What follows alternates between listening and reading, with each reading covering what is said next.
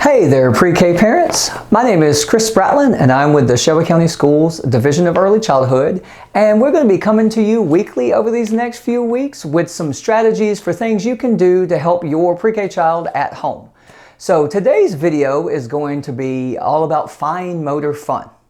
When we talk about fine motor skills, what we're talking about is movements with the hands and the fingers. So there's two types of motor skills. There's what's called gross motor skills, and then there's fine motor skills. Gross motor skills are your big body movements. Running, jumping, climbing, kicking, throwing and catching a ball, things like that, which are super important in your child's development. Today though, we're going to be talking about those fine motor skills. So fine motor is really small moves. So fingers, hands, wrists, toes and those things too, but really looking at the fingers, hands and wrists. Fine motor skills are really important in your child's development because fine motor skills is what allows your child to be able to cut and use scissors. Fine motor skills is what allows your child to be able to write. We know name writing and be able to write is going to be really important as your child gets ready for kindergarten. Things like being able to open up packages and open up things at mealtime, being able to, serve themselves. Then lacing and tying shoes, being able to Velcro shoes, being able to unbutton and zip and fasten pants and dresses and belts and all those kind of skills, they all require really good hand and finger fine motor skills strength. So what I'm going to share with you now is just some at-home strategies with some things that you probably already have at home. If not, you can find them at a local dollar store. Things you can do at home over these next few weeks to help your child when it comes to fine motor skills. And something you'll see about most of these activities I show you today too are that they're not just fine motor skills. They have something to do with math or they have something to do with a literacy skill. So you're able to really focus on multiple skills at the same time. So the first few things I want to talk about are writing, because writing is so important. But even if a child's not really ready to hold a pencil correctly or hold a pencil really well, there are still a lot of things you can do. One of my favorite things is this, and this is what I call a tracer maze. Now all this is just a long sheet of paper. You can do this on any type of paper. And all I did was I took a highlighter, and if you notice, I've got some curly lines, some straight lines, some zigzag lines.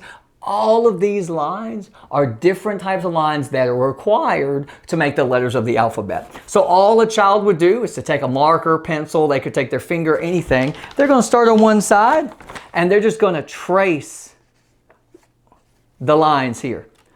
And again, this is just helping build that hand and that wrist coordination to be able to form letters. Another really cool thing that you can do at home is, I've got a little art box here. And in this art box, I actually have some cornstarch, sand, sugar, flour, shaving cream, any of that kind of stuff. Put it in a cookie sheet, put it in a baking pan, put it on a paper plate, put it in a pencil box. You can have shaving cream on in the bathtub, on the mirror, on the table, and let kids just write. They can write their name, they can write your name, they can write their siblings' names, they can make numbers, letters, shapes. They're not using a pencil, but they're building that finger strength and they're building that recognition, all in having fun. I'm telling you, shaving cream and stuff like that is a blast. Another activity that's a blast, one of my favorites, this is what's called a gel bag. It's a Ziploc bag, and this blue stuff is actually hair gel, okay? So there's clear hair gel, and then there's some food coloring, just so it's easier to see. You want to put enough hair gel in here so that it really fills up the bag, but you don't want to put too much because you want to be able to move the gel around to be able to form a letter. So if I make a letter A here, it's soft to the touch, it's squishy, it's really cool for the kids to be able to do. Something else with doing this in a Ziploc bag, if I took a sight word or a kid's name, you can write this on a sentence strip. You can write this just on a piece of paper, an index card. You can actually put it behind and they're able to trace on here. So just another really cool activity. Something else you can do to build those fine motor skills. Instead of having a pencil, maybe they use a crayon. Maybe they use an unsharpened pencil. Here I've got a Q-tip. They could use anything like this, a toothpick, something like that, and they could be able to trace and do the same thing. So those are just some writing things that you could do around the house. Something else that your child does in the pre-K classroom are what we call finger plays. And so there's a few finger plays I just wanted to remind you about. Some are songs that you probably sang when you were a child growing up. So the first one is just the Itsy-Bitsy Spider, right? The Itsy-Bitsy Spider went up the water spout. And so when we're singing that song, if we're doing the finger movements, this cross-lateral movement with my fingers, that's actually a fine motor skill because I'm working lots of different parts of my fingers and hands. And that eye coordination is a really, really big piece of fine motor too. So something as easy as that. Or where is Thumbkin? Where is Thumbkin? Where is Thumbkin? Here I am. Here I am. How are you today, sir? Very well, I thank you. Run away. Run away. And then you repeat that for all the different fingers. And so that's cool too because that's that coordination. That's that hand-eye coordination. And then moving each of those fingers individually and independently, that's a big skill too. So something as easy as that. Something else you can do is to have kids build letters just using their fingers. I built an uppercase T here, right? So that's pretty easy. But if you get complicated, look, what's that? That's an uppercase W. How can I make it a lowercase w? What other letters can I do? And that starts making that literacy connection, but it also really makes them have to visualize and then think about how they're going to manipulate their fingers to make those different letters. Now let's talk about lacing. Because as I mentioned in the intro to this video, being able to lace and tie shoes is a really big skill for kids at this age to learn. So lacing again adds that hand-eye coordination piece. So something that I always loved to do in the classroom was pool noodles, right? You can find these all over the place starting to be at this time of year. You might have one laying around the house. I just took these pool noodles and kind of cut them with scissors into slices about the length of my thumb. And then I took a big piece of ribbon, and all we're going to do here is we're just going to take one, and we've got to have that hand-eye coordination to lace it through. Now you could do this with pasta noodles and shoelaces. This can be something really big or really small. There's lots of different things that you would be able to do. You could do this with a piece of yarn and cereal, Fruit Loops, right? You could do it just as easy. You can make patterns with this. You could do set counting. You could do lots of other skills as you're doing lacing. Couple other lacing things I like to do. This is kind of lacing. If you got silly straws at your house, the kids love these. I took some felt. You could take fabric, anything real soft.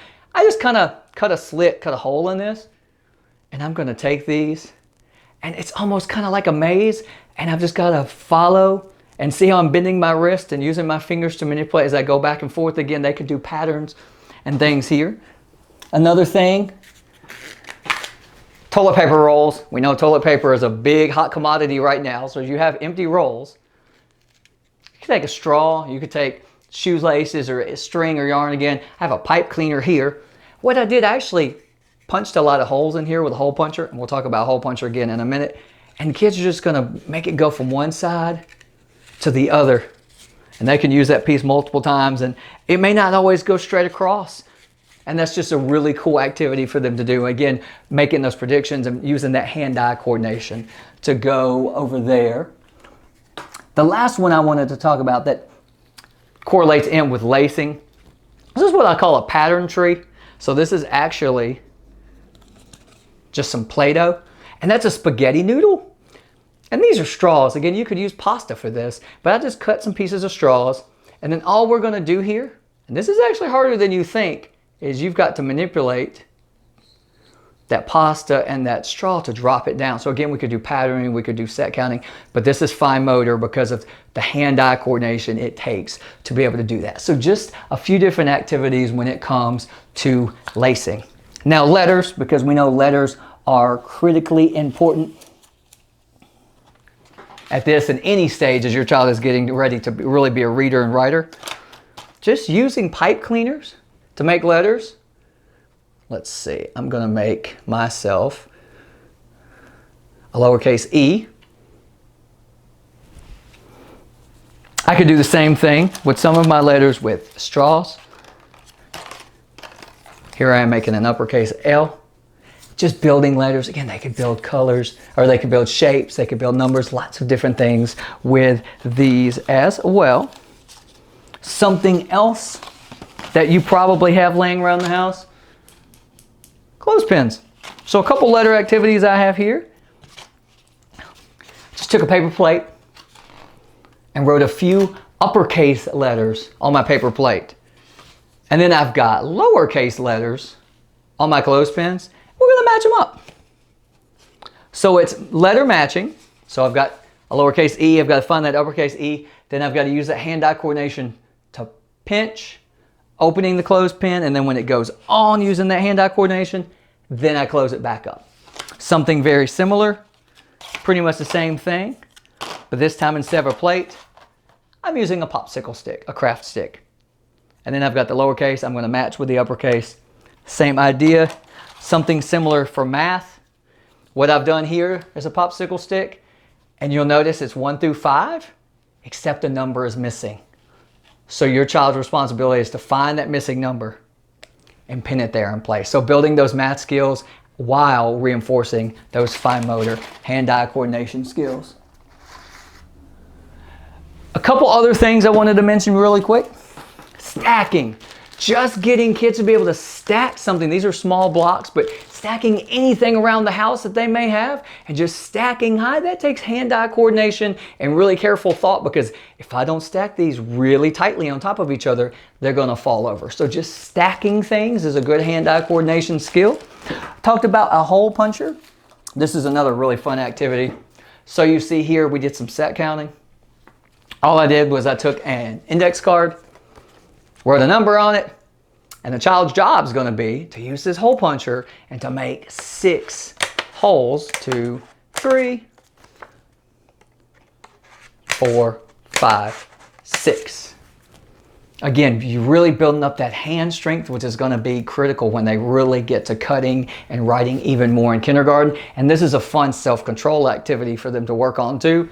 You can find these for about $1 at just about any store if you don't already have these here. Something I guarantee you already have around the house. Tongs. If you want your kids to practice counting sets, so they're going to count out 5 pieces of cereal, instead of using their fingers to pick up that cereal to make the set of 5, have them use tongs to do it. It's going to be something fun for them to do, but it's also different, and it takes more coordination to be able to manipulate those tongs to pick those objects up. If they're stacking those blocks, give them the challenge of, instead of using your fingers and hands to stack those blocks, now use tongs. You could do some things with spatulas and wooden spoons and things around the house while you're cooking. Have your kid at work over on the table doing something like this. So hopefully this gives you some really fun hands-on activities for fine motor skills. Like I said, we're going to be back over the next few weeks bringing you some other ideas each week. So in the meantime, I want you to stay safe, have fun, and we will see you all soon. Goodbye. Thank you.